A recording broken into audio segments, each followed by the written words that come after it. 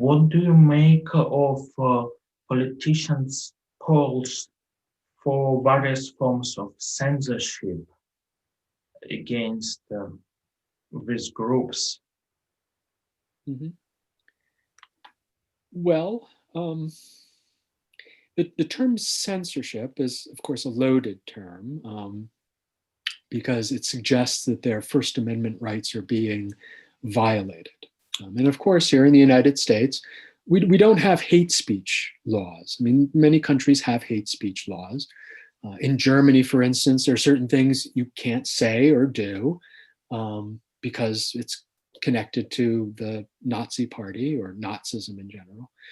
We don't have hate speech rules, laws here. I mean, not at a criminal level. I mean, we have informal hate speech, say at universities or in private institutions, but we don't have hate speech laws. We have First Amendment that says basically you can say whatever you want, but there are exceptions to that. So there's the yelling fire in the theater exception.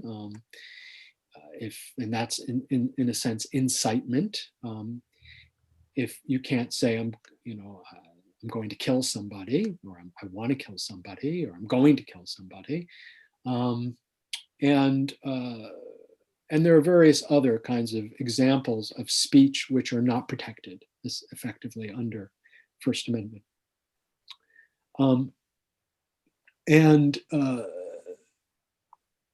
What's happened since, and this isn't just as a result of January 6th, I mean, there has been a kind of consistent deplatforming of far-right extremist organizations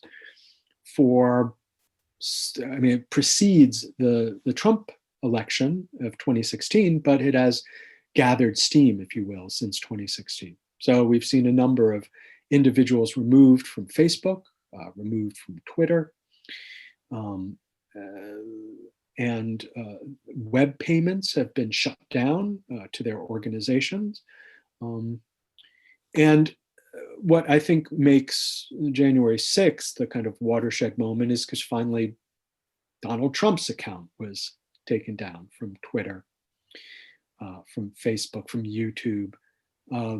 And hitherto, it had been difficult for executives at Twitter and at other social media companies to make the case for deplatforming certain organizations or certain types of language, because the counter argument was, well, if we take down that statement, or we deplatform that individual, that person or that group basically is saying the same thing as the president. Are we going to take down the president? And of course, that was a step that social media platforms refused to take until January 6th. And on January 6th, they finally decided, well, I mean, this is treason, and that is a category of speech which is not protected under the First Amendment.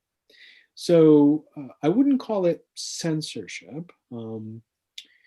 I would call it,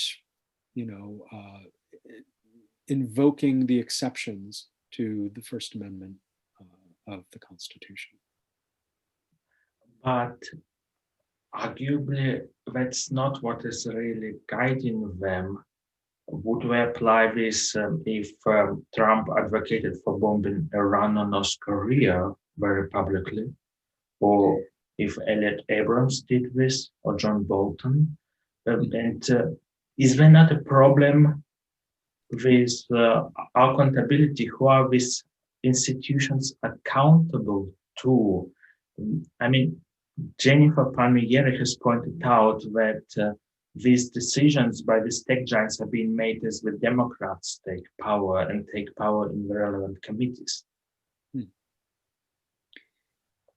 Well, first of all, you're right. I mean, there is a general lack of accountability when it comes to private companies. I mean, Facebook, Twitter, not only are they private companies, but they're powerful private companies. If they were public institutions, there would be a measure of accountability.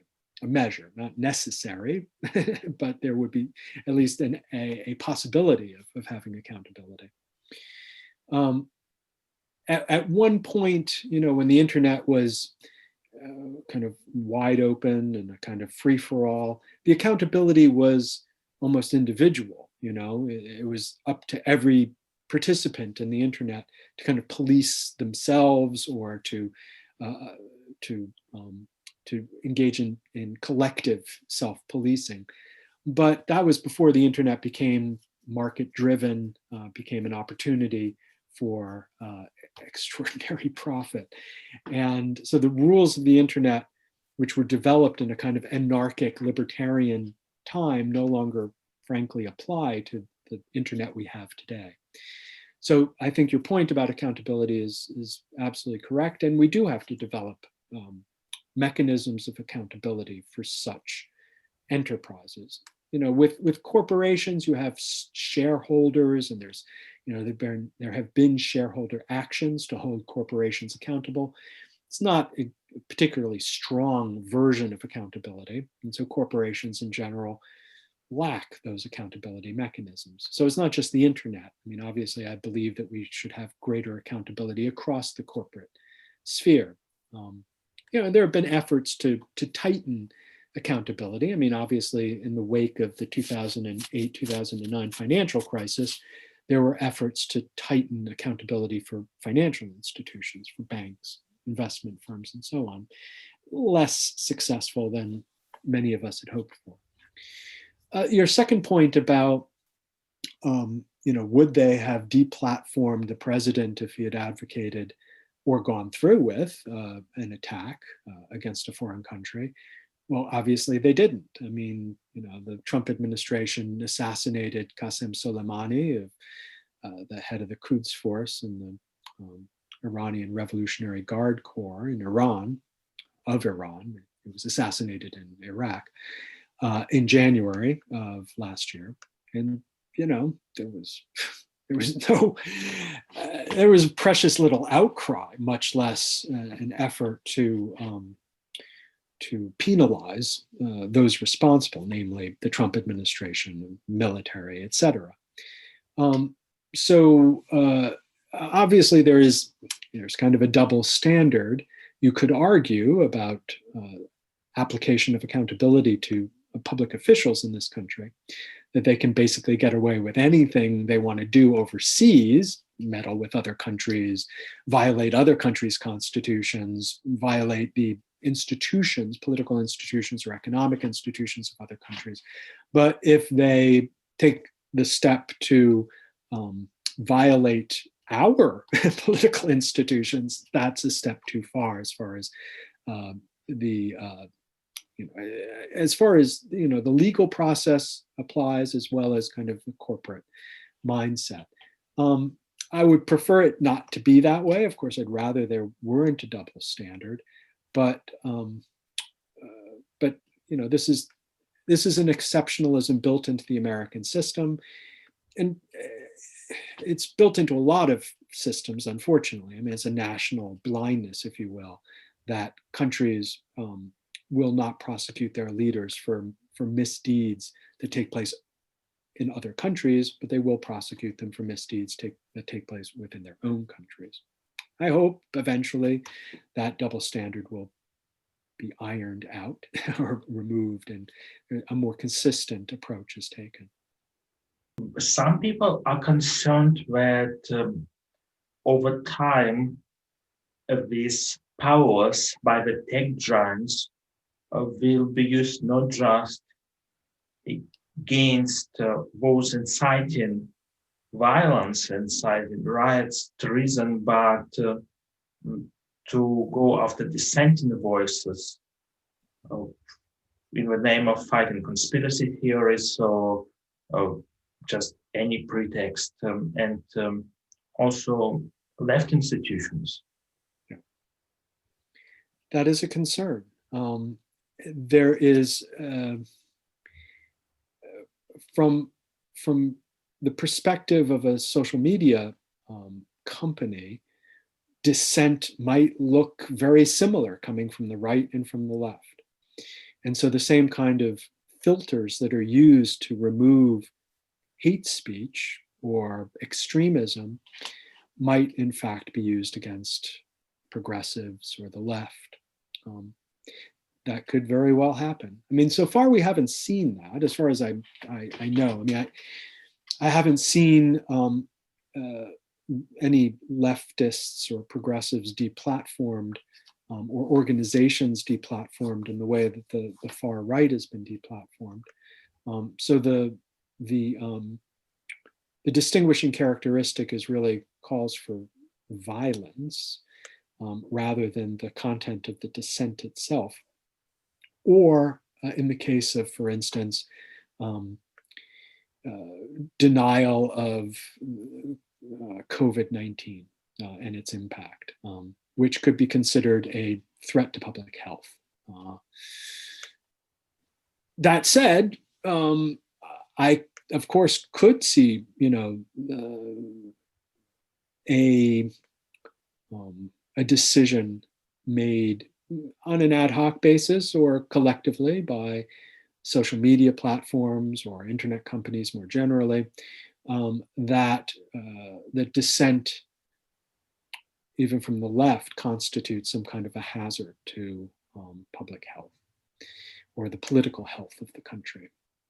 That's certainly something we've seen in other countries. China has approached the internet in that way.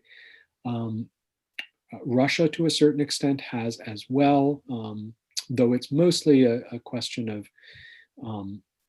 prioritizing state sources of information versus non-state sources of information.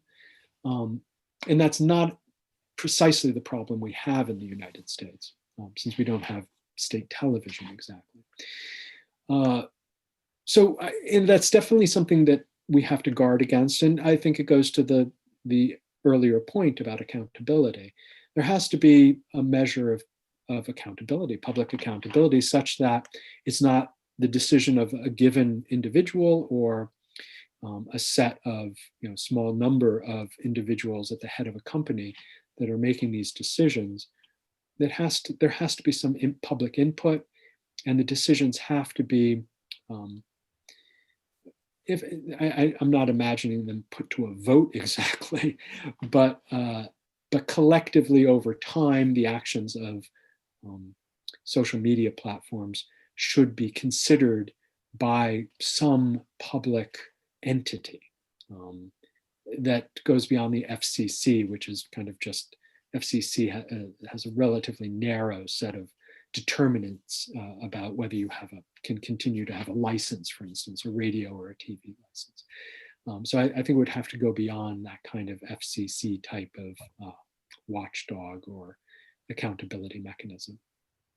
There have been some changes to the algorithm, and according to the World Socialist website, there was a decrease in traffic for example, Democracy Now! And similar outlets. And I have also interviewed a member of the organization Venezuela Analysis. They have been removed from Twitter at least once, though they were later told it was just a mistake.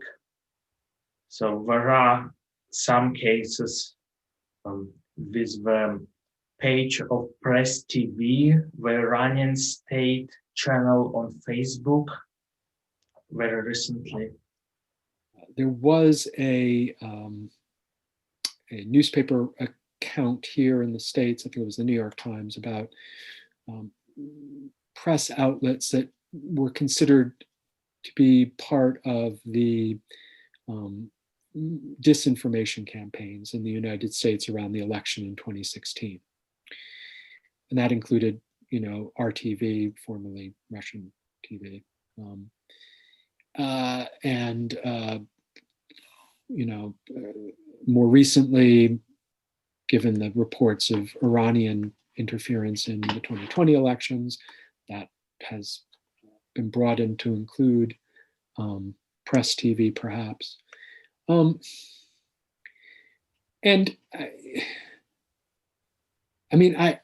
those are state run outfits. I don't really, I would make a distinction between, say, Democracy Now! On the one hand and, RTV or Press TV on the other. Because if a press organization is operating as basically an arm of a government, then it's in a different category in the media sphere. And that goes for, VOA, Voice of America, as well. So I don't exempt the United States from this. And, there has been evidence, and I find it credible evidence that that RTV, I can't speak to Press TV, but RTV did kind of follow talking points about disinformation from the Russian government.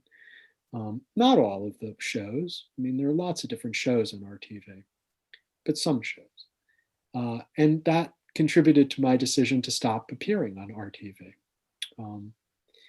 I was, I used to just say yes to everybody. I don't care, I don't really care whether it's a state-run outfit or, I'm willing, to appear on pretty much anything.